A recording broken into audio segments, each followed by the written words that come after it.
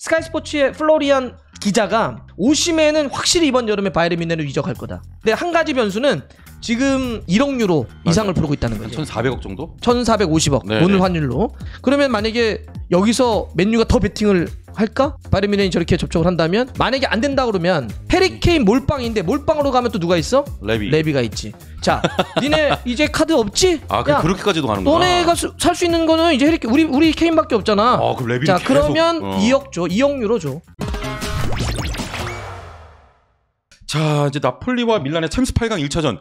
아무래도 김민재 선수의 나폴리가 어디까지 올라갈 수 있느냐 정말 관심이 많은 상황인데 지금 나폴리의 최대 변수, 그러니까 어떻게 보면 이 챔스 8강전의 최대 변수는 지금 오시멘과 시메오네의 부상 결정이거든요. 그러면서 지금 이 스팔레티가 흡이차 원톱 실험도 했다, 이런 이야기가 좀 나오고 있습니다. 이거 오시멘의 결정은 너무 크지 않아요, 나폴리에게?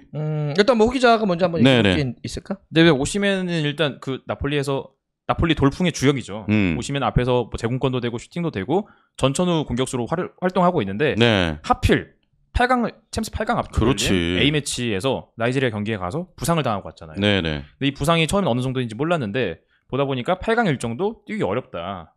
2차전도 좀 못 뛸 수 있는 1차전. 이번 경기. 1차전? 네, 1차전. 뛰기 어려울 것 같은데 당연히 이 자리를 지금 공격수가 메워야 되는데 네네. 뭐 전술적으로는 시메오네도 있고 하지만 좀 팀 내부적으로 흡이차를 잠깐 실험해봤다는 얘기가 있습니다. 흡이차가 뛸 수 있는지. 네. 자, 흡이차를 또 원톱으로 기용하고 뭐 왼쪽에는 엘마스를 투입하는 뭐 이런 얘기도 나오고 있는데 지금 되게 여러 가지가 나와요. 네. 정확한 건 오시멘을 일단 못 뜁니다. 못 1차전. 뜁니다. 그다음에 시메오네도 부상 여파 때문에 못 뛸 가능성이 굉장히 높아요. 네. 시메오네가 이 챔피언스 리그의 열망 때문에 자기 여기다 문신도 하고 그랬었거든. 나 챔스에서 뛰고 싶다. 챔스 엠블럼. 근데 지난번에 막 울었잖아. 부상당해가지고. 직감한 거지. 나 챔스 못 뛰게 됐다. 그러면 남아있는 게 누구냐? 라스파도리가 있어요. 근데 라스파도리는 최근에 폼이 안 좋아. 몸 상태 안 좋아. 온전치 않다고 막 그러니까 그러더라고. 전반기 때 오시멘이 안 좋을 때 시메오네나 라스파도리 같은 친구들이 그 공백을 잘 메웠는데 네. 지금은 부상이라든지 폼이 안 좋아서 그러면 어떻게 할 거냐?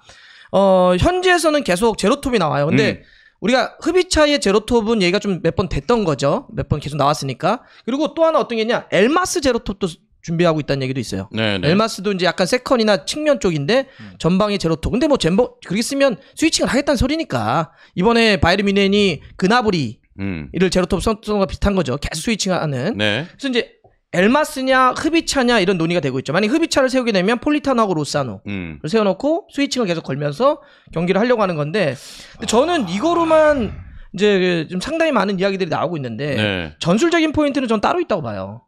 그러니까 지난번에 AC 밀란하고 나폴리가 리그에서 부닥쳤을 때 4골을 내주면서 나폴리가 졌잖아. 네네. 그때 어떤 가장 큰 물론 오시멘이 없는 건 결정적이죠. 워낙 잘하는 선수니까. 근데 실제로 경기 내용 자체가 밀려버렸거든. 로보트카? 결정력에서만 밀린 게 아니고요. 로보트카가 AC 밀란의 베나세르에게 완전 잡혔어요. 맞아요. 네. 이 베나세르가 실제로 뭐 공격 지원도 되고 활동량도 있고 수비적인 능력도 상당히 좋은 선수인데 이번 시즌 나폴리의 3미들 로보트카를 완전히 묶어버렸어. 완전히 잡아버려가지고 여기서 뭐가 풀어나오질 못하니까 전방에 누가 있든 볼이 제대로 안 갔던 거죠. 그리고 미들이 잡히니까 수비 부담감이 커져서 4골을 실점했던 거고. 그리고 전체적으로 A매치 휴유증이 있었고. 그래서 이번 경기도 이 베나세르와 로보트카의 이걸 봐야 되고 또 피올리 감독이 밀란을 지난번 경기 나폴리 잡을 때도 어땠냐면 3백 4백에 대한 변화를 상당히 잘 줘요. 지금. 전술적인 변화를 주면서 나폴리 잡고 있거든. 그래서 지금 모든 초점들이 오시멘으로 모여져 있지만 실제 경기를 들어가 보면 그런 미드필더 싸움이라든지 어떤 양쪽 벤치의 수싸움 클 것이다. 네, 저는 이렇게 좀 봅니다. 그래서 이제 말씀하신 것처럼 최근에 그 리그 경기에서 AC 밀란이 4대0으로 대승을 거뒀는데 챔스는 또 어떻게 될지 모르잖아요. 그래서 지금 많은 분들도 있고 지난 새벽에도 우리 알베도 얘기했었는데 지난번 밀란과의 경기 때 로테이션 한번 돌렸어야 된다라고 얘기를 하는 거죠. 그렇죠. 리그에서? 네.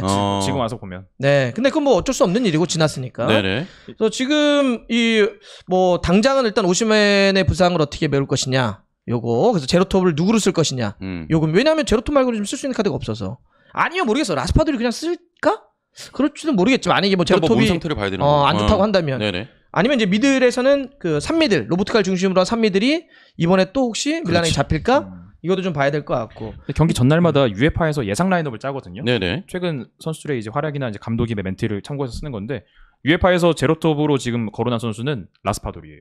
아 그냥 현지 그대로 매치에서도 그렇고. 그냥 그대로 그대로 근데 라스파도리로. 라스파도리는 뭐 제로톱 말고도 그냥 할 수는 있죠. 네, 그냥 가운데 위치에서 아. 세울 게 라스파돌이다. 그 위치에서 좌우에 그냥 뛸 수 있는 선수고. 네. 좌우에 흐비차랑 로사노를 세울 거다. 이런 얘기가 있네요. 근데 여하튼 뭐 전방에 있어서 오시멘의 파괴력은 오시멘이 없을 때 확실히 나폴리에게 지장은 있더라고요. 그럼요. 예, 아, 그런 당연하죠. 어떤 정말 말도 안 되는 파워와 높이, 점프력과 결정력 있는 선수가 좀 부족하니까. 거기는 나폴리는 경기 안 풀릴 때 그냥 뛰어버려 공중으로. 그러니까. 그냥 오시면이 그런 한방들이 맞죠, 있으니까 맞죠. 나폴리가 좀 어려울 때 잘 됐던 건데. 그래서 지금 바이에른 뮌헨이 지난 새벽에 8강 1차전에서 맨시티에게 정말 대패를 당한 거잖아. 예. 완전히 무너져버린 거. 좀 추락 정도의 붕괴 수준으로 됐는데. 네. 그래서 지금 그거에 대한 패닉 바이가 일어날 수 있다. 그래서 지금 스트라이커가 그때 없어가지고 이번 새벽 경기 보면 그나브리를 세워놓고 있었잖아요. 그래서 뭐 사네도 있었고 네. 이런 친구들을 이선에 좀 배치했고 무시할라나 좋은 재능들이 있지만 이게 레반도프스키가 떠나고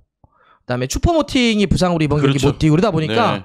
아무리 경기를 잘해 이게 제로톱이라고 하는 건 예전에 요한 크루이프 감독도 무슨 바르셀로나 드림팀 일기 시절에 이런 얘기를 해. 제로톱을 막 쓸 때 이런 표현을 썼어. 만약에 스트라이커 9번이 없으면 제로톱 좋은 아이디어다.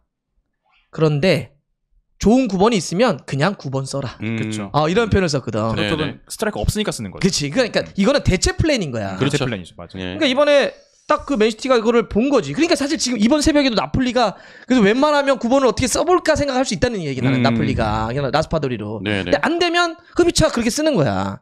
그러니까 지금 바이에른 뮌헨도 없으니까 안 되네. 그나브리 제로톱 안 되네.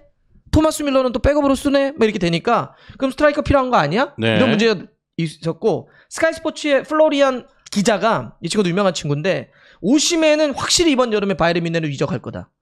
바이에른 뮌헨이 더 이상 실패를 이어가고 싶지 않다면 지금 오시멘 카드 무조건 데려올 것이다. 이런 이제 이야기를 한 거야. 네. 그래서 지난달에도 바이에른 뮌헨하고 오시멘의 에이전트가 접촉을 했대네. 이 기사에 따르면. 맞습니다. 그리고 선수 본인도 긍정적이었는데 더욱더 탄력을 붙는 건 투엘이 갑시다 그랬대. 기사에 따르면. 예. 자 투엘 데려옵시다. 그랬다는 거야. 근데 한 가지 변수는 나폴리가 거의 토트넘의 레비 회장하고 나폴리 회장하고 결이 비슷하잖아. 네네. 장사 잘하는 그렇죠. 사람인데 지금 1억 유로 이상을 맞아요. 부르고 있다는 한 거지. 1,400억 정도? 1,450억 네네. 오늘 환율로 1,450억을 지금 부리고 있다는 거. 그러면 우리가 아는 것처럼 바이에른 뮌헨을 포함해서 독일 팀들은 그렇게까지 그래, 돈을 그렇게. 왕창 주진 않거든. 그래서 이 돈을 해결할 수 있느냐 없느냐. 요게 첫 번째고 두 번째는 그러면 이제 맨유 같은 데도 스트라이커가 필요하니까 해리케인 아니면 오시멘이 나오고 있었는데 그러면 만약에 여기서 맨유가 더 베팅을 할까? 바이에른 뮌헨이 저렇게 접촉을 한다면 요 하나와 만약에 안 된다 그러면 오시멘은 그럼 포기. 바이에른 뮌헨하고 우리 붙어서 너무 올라가는 건 포기. 그러면 케인 가야지. 해리케인 몰빵인데 몰빵으로 가면 또 누가 있어? 레비가 있지. 자, 니네 이제 카드 없지? 니네 쓸 수 있는 카드 없잖아. 야, 그렇게까지도 가는구나. 너네가 살 수 있는 거는 이제 우리 케인밖에 없잖아. 그럼 레비는 자, 계속, 그러면 2억 줘. 2억 유로 줘. 예를 들어서 2천억 이상 줘. 2,500억 줘. 예를 들면 이렇게 배팅을 할 수 있는 거야. 그럴 수 있네 또. 이게 장사치들이 막 껴있으니까. 오시멘의 만약 바이에른 뮌헨 이적설은 맨유와 토트넘의 해리케인 이적설과도 맞물리는 나비 거죠. 효과가 있죠. 네.